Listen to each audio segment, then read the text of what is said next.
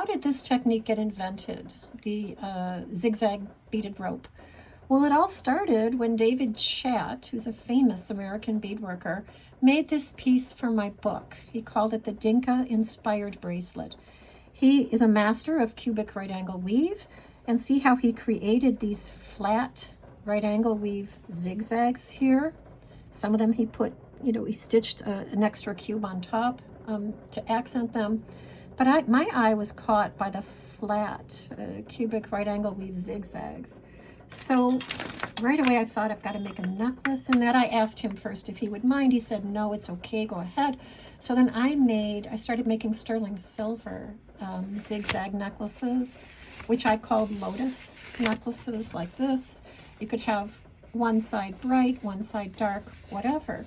But it really wasn't long before I figured that by rotating the zigzag, the flat zigzag, rotated as you make it, you come up with this turning kind of spiral zigzag rope here, okay? So David made this piece in response to another piece I want to show you, just so you know that it comes from somewhere. This is a Dinka beaded corset. They were worn by men and by women too. Here's a warrior, a man warrior, wearing one. And by looking at this, David somehow invented this incredible bracelet with its own matching box, all of it in cubic right angle weave, okay? Here's a very quick photo of the cover. Here's the actual cover of my book, The Art of Beadwork. Came out in 2005. You can get it on Amazon for probably $3, $5. It's out of print. It's been out of print for ages. It was published in 2005. Anyway, so that is where I got the idea to make these zigzag, three-dimensional zigzag ropes, okay? So that's a bit of the history, and I'll see you in the next video. Okay, I want to spend a minute telling you which beads work best in my experience for these zigzag ropes, okay? These are silver plate beads. The lining is some kind of base metal. This is 3mm, and this is what that package looks like. I'll put a link in the show notes below. They're not expensive. And here are 2mm silver plate beads. Here's what that package looks like. In my professional work, I have made these zigzag ropes in sterling silver beads, oxidized sterling silver, 3mm, 2mm, and 4mm. Customers love them, okay? And they're not that heavy. You can also use size 8 seed beads. I think these are mostly Japanese beads, but because they're somewhat irregular, this rope is kind of wonky. Okay, it's all stretched out. You'd have to reinforce it millions more times to get it to be, as highly structured as this rope. Why is that? These beads are irregular, and these beads are perfectly uniform, okay? These are not spheres, perfect spheres. They're kind of, they're cut off at the top and the bottom. They're oblate spheres, okay? But just so that you know, these are glass. You can use glass size 8 seed beads. I think better probably would be size 11.0 metal seed beads. Look at these fabulous. Look at this fabulous color. I'll put a link in the show notes. I haven't done this yet, but I will soon. I haven't made a zigzag rope necklace in the metal seeds, but I will soon, okay? You can also use Czech Fire Polish beads. Here are Czech Fire Polish beads in what's called 3mm size. They're not really spherical. They're more like little ovals, but they work really, really well. Okay, 3mm. Czech Fire Polish in 4mm size here also works beautifully. Their holes are large enough that you can stitch through them multiple times, okay? So beads with ample holes that are also regular in shape is what works best. Here's a combination of Czech druks, meaning round beads, spherical beads, and Czech Fire Polish, okay? Obviously, you can make each segment a different color. And here, kind of taking this technique to its logical conclusion, or one of them, you can expand the width I guess it's just the width of each segment here, okay, and come up with a sculptural, large, beautiful sculptural rope that works incredibly well as a necklace, but it's large, okay, and it is kind of heavy, okay, in these Czech glass size 8, yeah, that is, no, size 6, excuse me. These are Czech size 6 beads, okay? But a beautiful piece. I have sold them. Customers love them. But it's not like every customer. It's just every, I don't know, probably 20th customer, because they're so much like sculptures, okay? So test your beads. Figure out which ones work best for you. I use, for thread, you can use Fireline, definitely. Figure out which weight you like best. You can use 1G. I've been using Coats & Clark's hand quilting thread, as I'll mention in the next video. Test your threads, test your needles. I usually use size 10 needles, but you know, adjust this, adjust everything I say here to your preferences, and I'll see you in the next video. Okay, let's get started. This is step 1. You build 1 cubic right angle weave cube, reinforce it medium well, not super well, and then you add 2 more cubes on top of that to form a tube, a cubic right angle weave tube that has 3 cubes linked to one another in it. And this is the next step. You add 2 more cubes in this direction to the right, okay, until you have this L shape. Each segment of the L has 3 cubes, but you can add as many as you want. You could put, you know, 4 cubes here and 2 cubes there, or 6 cubes here and 6 cubes here, whatever you want to do. But for the purposes of just learning, getting started, we're going to build 3 cubes per segment, okay? Now, it is tricky. It is very tricky when you're just starting out to remember which direction you want to move in, okay? We want to build the next cube right here, okay? It's super easy to just accidentally build it up here, though. That's what we don't want to do. We want it to start in a new direction, okay?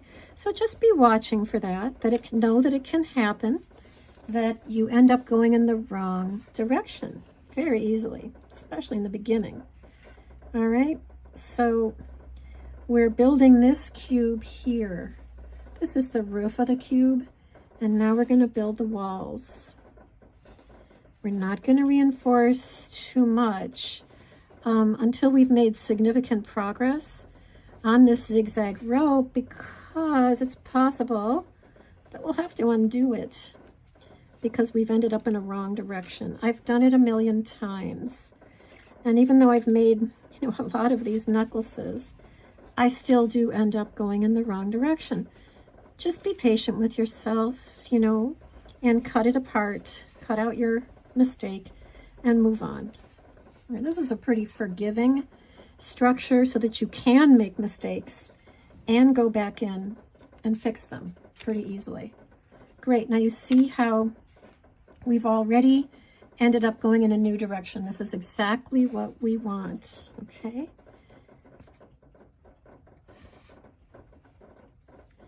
And we need 1 more bead to finish this cube. We're going to take just a second here to make sure all of the walls are stitched together, and the ceiling on the floor, the basement, that all sides of the cube, all faces, are connected to one another. Okay, yep, there it is. And we'll do a little tiny bit of extra reinforcing, just so that when we build the next cube, we've got something kind of solid to anchor it to. Let's make sure these guys are connected to each other. That's looking pretty good.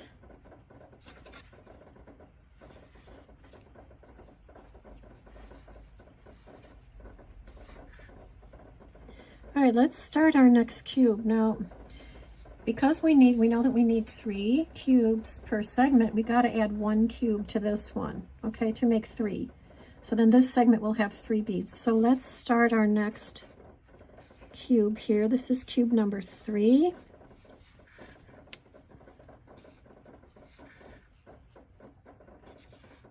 And you'll realize that, you know, after you get started, it gets easier and easier, though you still have to watch to make sure which direction. Now I'm kind of a throwback to the time before there were beading classes and beading tutorials and everything, to actually 1988 when I began doing beadwork full time. The only thread that was on the market that made sense, that actually worked, was Coats and Clark's hand quilting thread. There were no specialty beading threads on the market back then, so I started using Coats and Clark's. You can use 1G, you can use Fireline. Just you test different threads. Use what makes sense to you. If your holes, your bead holes, are good and generous, and you got plenty of room inside your beads, you can use a pretty thick thread, which will cut down on how much reinforcing you have to do. All right, so this third cube here is built. All right, now see how we're already getting this zigzag structure. All right, I'm just going to reinforce a little tiny bit more, and then we're going to start in a new direction. Okay, with a new segment. After that, I'm going to leave you to build the rest of your rope on your own, and I want to show you in the final video really easy solutions for bead caps. Okay, all right, so there we are. Isn't that cool? It's working. Now let's just take a minute and figure out which direction are we going to go in. We're going to go a quarter turn to the right and build the next segment to the right here. Okay, first let's get into position so we can do that. All right,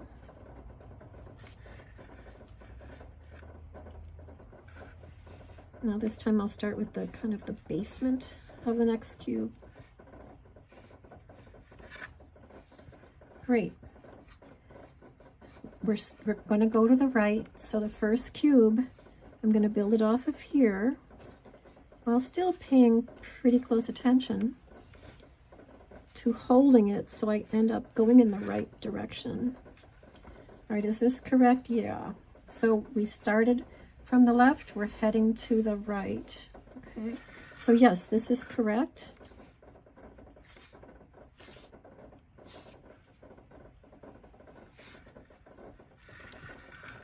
There we go. Are we sure this is correct? Yes.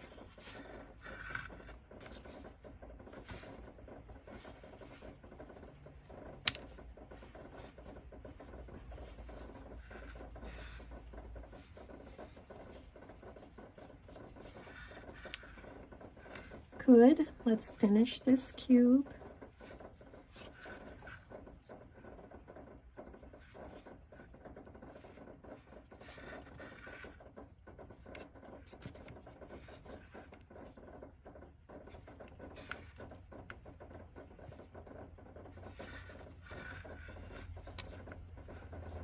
Yeah, it's looking good.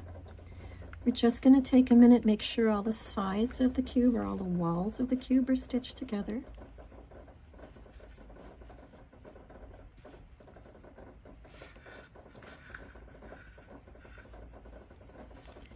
And you can wax your thread or not wax it according to your own preferences. I like to wax pretty generously with the Coats and Clark's thread, but some threads you probably won't need to wax very much, if at all. All right, so let's take a minute, check to be sure that all sides of this cube are connected. This one could be connected a little better.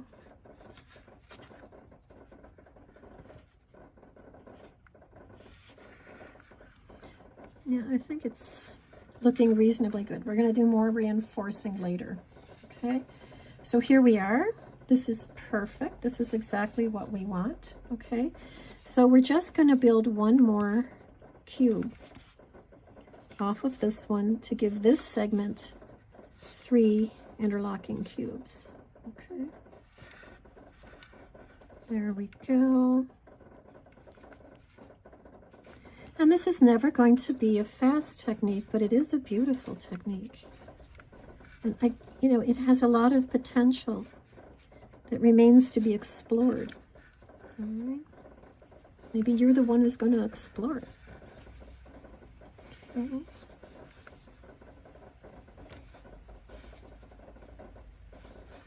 I have sold many of these beautiful rope necklaces at shows I've done, and especially in the oxidized sterling silver beads, 2mm, 3mm, long, short.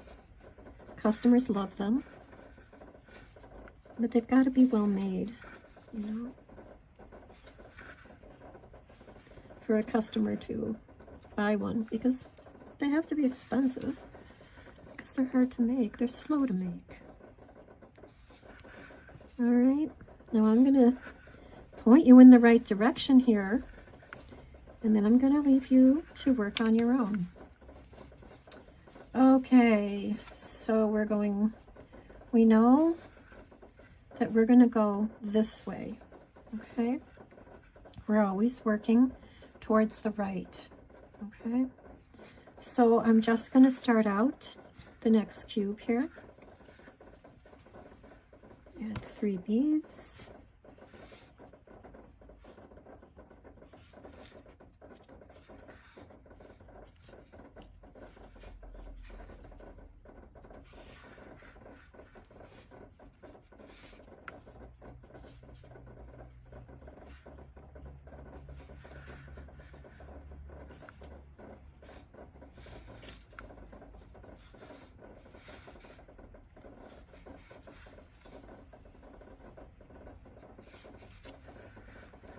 Okay, we have 2 walls in place. Let's see if we can add another wall before we run out of thread.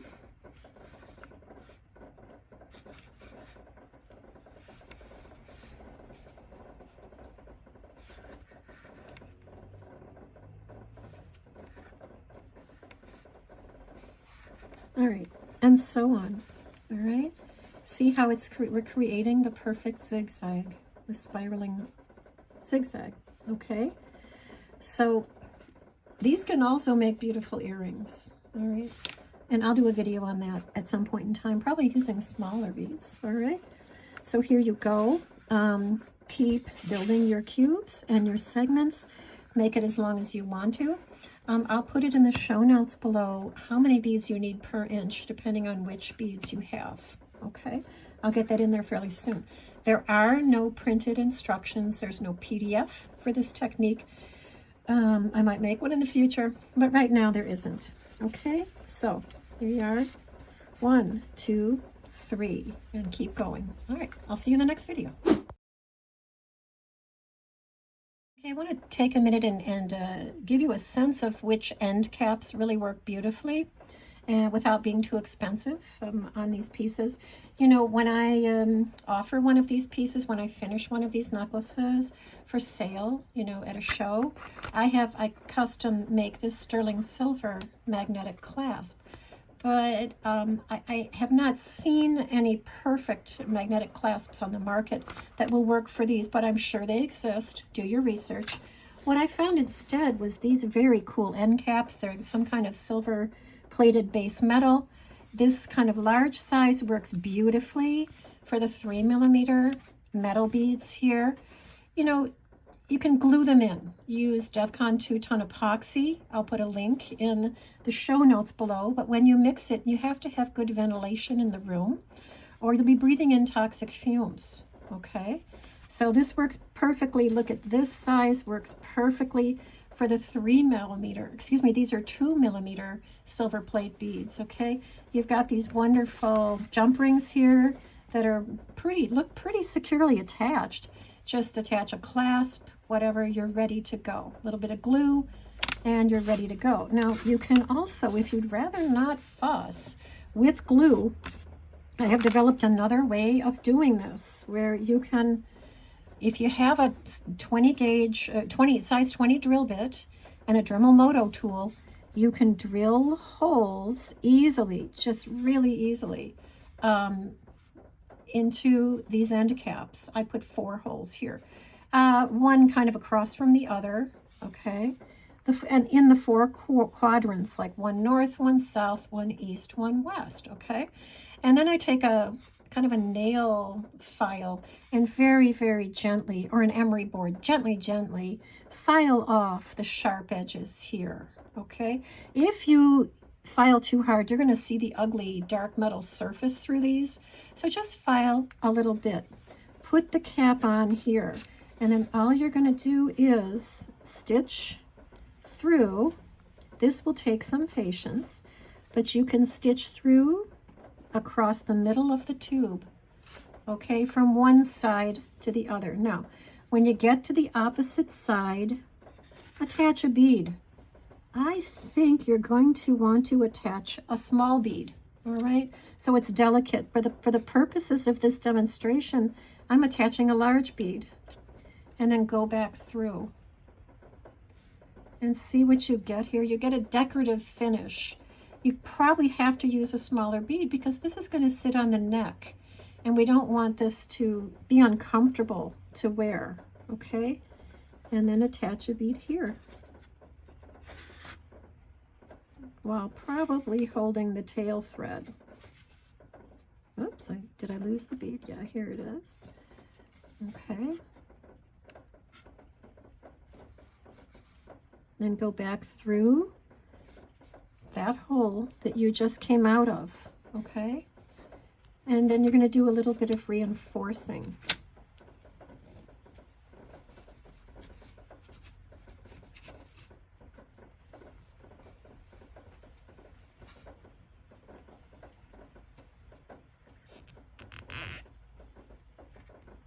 And yeah, it will take a little bit of patience to do this. There we go. All right. Now I would go back and forth here. I'd go through this bead and then go back in the opposite direction, then go through this bead, etc., until I feel like these 2 beads are well stitched, okay?